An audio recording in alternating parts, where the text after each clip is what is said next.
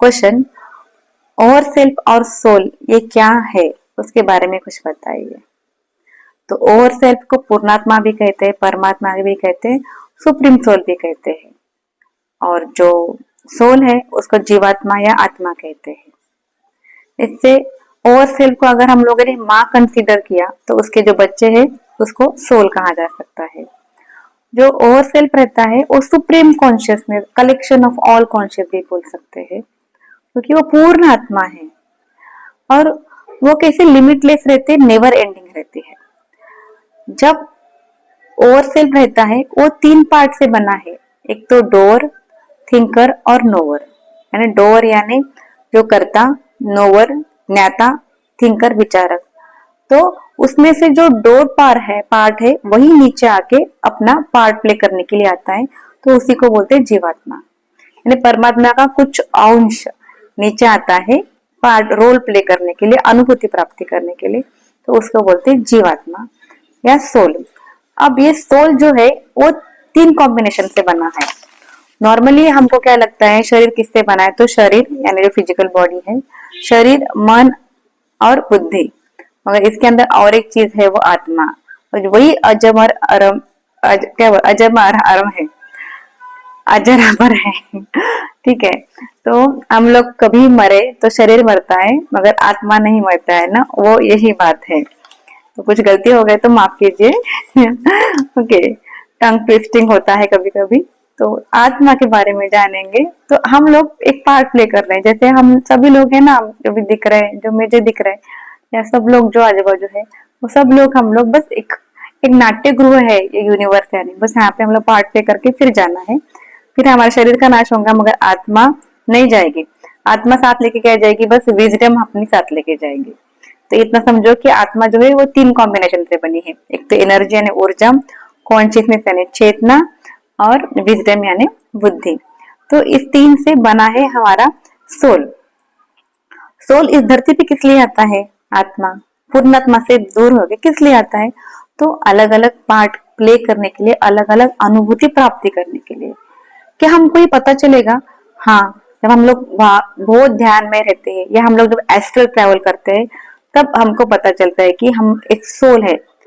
तो वही हमको पता रहना कि मैं इस धरती पे आया हूँ तो कुछ रोल प्ले करने के लिए आया हूँ, उद्देश्य रहता है हमारा, पर्पज ऑफ द लाइफ, वही ढूंढने के लिए हम इस धरती पे आते हैं और उसी को भूल जाते हैं, और इस चकाचौंध चांदनी के अंदर या भौतिक जगत के अंदर हम लोग माया जाल के अंदर फंस जाते हैं।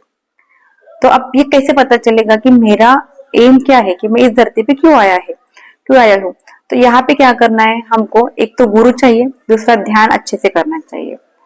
कैसे पता चलेगा कि मैं मेरे जो सोल पर्पज है उससे दूर जा रहा हूँ, तो वहां पे पता है कि एमडीपी आता है, तो मेजर डेविएशन पॉइंट, एमडीपी। इसमें क्या रहता है पता है कि हमको फेल मिलता है। हम जो भी काम करते हैं उसके अंदर बहुत सारे प्रॉब्लम आते हैं या हमको बहुत सारे डिसीज की उत्पत्ति होती है। ये इंडिकेशन करता है कि जो आपका लाइफ पर्पज है उससे हटके आप कुछ तो अलग करना चाह रहे हैं, तो वहां पे हमको प्रॉब्लम्स आते हैं। एमडीपी यानी जो मेन हमारा पर्पज ऑफ द लाइफ क्या है, यही कि मैं आत्मा हूँ ना मैं शरीर हूँ, बस जितना चाहिए उतना ही हमारे पास रहना चाहिए, और हमको ज्ञान लेना है और ज्ञान बांटना है, ध्यान करना है और ध्यान बताना है, तो उसी के साथ हर एक का अपना अपना रोल एक रहता है। अगर 10% मैं मेरे सोल के पर्पज से दूर हो गया तो मुझे स्किन प्रॉब्लम हो जाएगी, जैसे खुजली है या स्किन अलग अलग प्रॉब्लम से। अगर मैं 40% डेविएशन हो जाऊंगा मेरे सोल पर्पज से, तो वहां पे मसल्स प्रॉब्लम चालू हो जाएगी, बॉडी पेन ये वो। अगर 90% डेविएशन हो गया है तो तब फ्रैक्चर ऑफ द बोन हो सकता है, और 180% डेविएशन हो गया सोल पर्पज से तो अकस्मात मृत्यु भी आ सकता है, otherwise cancer, kidney stone, kidney disease, failure, ऐसे बड़े बड़े बीमारी भी हो सकते हैं। तो यहाँ पे सोल स्कैनिंग भी करते हैं, कि सोल स्कैनिंग करके क्या कैसे करते हैं, तो ये अलग अलग स्पिरिचुअल एक्सपीरियंस से करते हैं। जैसे ड्रीम में हमको कुछ तो आता है कि आप यहाँ इस जगह पे जाओ या ये कुछ तो करो, तो ऐसा कभी कभी हमारी चेतना का लेवल ऊंचा हो जाता है, और डे टू डे से एनालिस भी कर सकते हैं हम लोग कि हमसे कुछ मिस्टेक हो रही है क्या। समझो मेरे को बोलता है खुजली आ रहा, तो पता चलना कि मैं मेरे सोल पर्पज से कहीं और चली जा रही हूँ। तो इस तरह से हम सोल का इवोल्यूशन करते हैं हमारे डेली एनालिसिस करके और गुरु के साथ सानिध्य के साथ, उसी के साथ सज्जन सांगत्य और स्वाध्याय ध्यान, ये 3 चीजें करके हम लोग हमारा सोल पर्पस भी जान सकते हैं। तो इस तरह से आत्मा जो है वो एक परमात्मा का अंश है जो कि अपना रोल प्ले करने के लिए आया है। अगर हम लोगों ने पूर्णात्मा को ओशन समझा, समुद्र समझा, तो जीवात्मा क्या है, वो एक बूंद है। मगर वो जो बूंद है वो बॉडी के साथ बाउंडेड है, यानी जो बूंद है उसको बाउंडेड है बॉडी के साथ। जैसे बॉडी चला जाएगा तो फिर आत्मा क्या हो जाएगा, फिर लहरेगा। इस तरह से हम हर बार कुछ ना कुछ रोल प्ले करने के लिए इस धरती पे आए हैं। ये प्ले करते करते क्या हो जाता है, 4 ऑब्स्टेकल भी आते हैं। जो सोल है ना उसका उन्नति के लिए आता है, तो वो तब उसके 4 ऑब्स्टेकल भी रहते हैं। एक तो फियर, ईगो, स्पिरिचुअल लेजीनेस और स्पिरिचुअल पावर के अंदर प्रॉब्लम आते हैं। अब एक जीवात्मा है ना, उसके भी 7 स्टेप्स है। वो क्या है, या 7 उसके क्या बोल सकते हैं हम लोग, 7 स्टेजेस है उसके अलग अलग।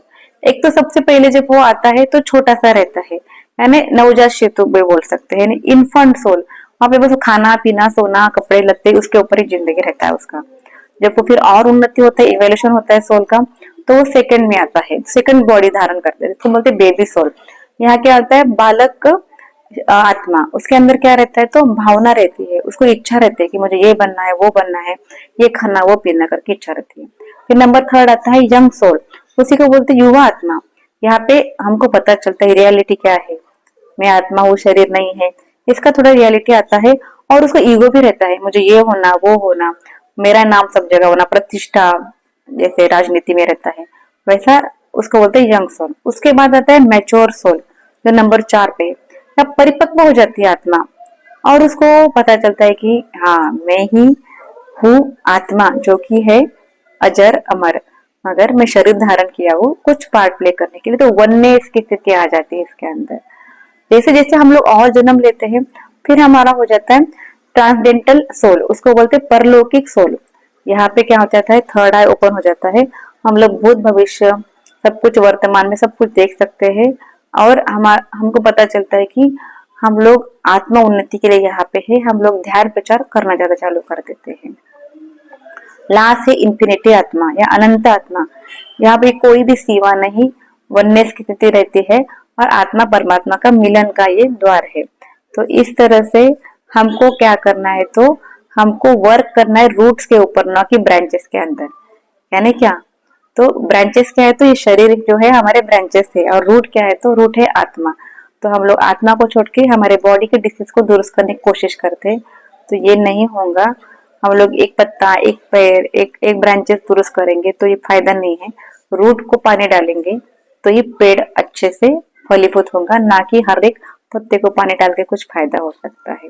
तो ये कुछ बात हो गई है आपको सोल के बारे में और ओवर सेल्फ के बारे में। और अगर आप जानना चाहते हैं तो एक बहुत अच्छा इंटरेस्टिंगली बात सुनना बताती हूँ जो बहुत इंपॉर्टेंट है, कि जैसे कि एक आधा बिल्डिंग है और बिल्डिंग का रिफ्लेक्शन हमको पानी में दिख रहा है। तो जब कुछ खराबी बिल्डिंग के अंदर होगी तो हम लोग दुरुस्ती कहाँ करेंगे, बिल्डिंग के अंदर करेंगे कि रिफ्लेक्शन के अंदर करेंगे? तो आपका आंसर होगा बिल्डिंग के अंदर करेंगे। रिफ्लेक्शन, पानी के रिफ्लेक्शन में कुछ दुरुस्ती करके फायदा तो नहीं है। ये बात आपको समझ में आ रही है? तो हमारा जो हम लोग जो किससे बने हैं, 4 पॉइंट से, शरीर, मन, आत्मा और बुद्धि। ठीक है, जो आत्मा और बुद्धि है वो बिल्डिंग है, और जो पानी में उसका रिफ्लेक्शन है वो शरीर और मन है। हम लोग क्या करते हैं, जब बीमार पड़ते हैं तब हम लोग शरीर और मन को ही दुरुस्त करने का कोशिश करते हैं, जो कि रिफ्लेक्शन, मगर हम लोग आत्मा और बुद्धि के लेवल पे उसकी दुरुस्ती नहीं करते। तो यहाँ पे गलती हो जाती है और वहां से ही चालू हो जाते हैं आध्यात्मिक वेदना या यातना। इसी तरह से इसको बोलते ताप। Okay, affliction. तो 3 टाइप के एफ्लिक्शन है, जैसे आध्यात्मिक ताप, अधिभौतिक ताप और अधिदैविक ताप। जो आध्यात्मिक ताप या वेदना है वो 90% है। क्यों? क्योंकि मेन दुरुस्ती करना है आत्मा और बुद्धि के लेवल पे, और अधिभौतिक यानी शरीर के लेवल की जो वेदना है या यातना है वो 9% है। और अधिदैविक यानी भूकंप, फ्लड, ओके, वोल्केनो, अगर ज्वालामुखी, अगर कोरोना ये जो हो गया है वो अधिदैविक है, वो बस है 1%। तो 1% बीमारी अगर हम लोगों ने देखे गए तो अधिदैविक रहती है, 9% फिजिकल लेवल पे रहते हैं और 90% हमारे रहते हैं आध्यात्मिक लेवल पे। अगर उसको दुरुस्त करें तो ऑटोमेटिकली बहुत सारे प्रॉब्लम सॉल्व हो जाते हैं, बहुत सारी बीमारियां दूर हो सकते हैं। इसलिए आध्यात्मिक लेवल पे हमको ताप को दुरुस्त करना है तो हमको स्पेशली आत्मा और बुद्धि के लेवल पे काम करना पड़ेगा। तो धन्यवाद। नेक्स्ट चैप्टर पे नेक्स्ट स्पिरिचुअल टैबलेट स्टार्ट करेंगे।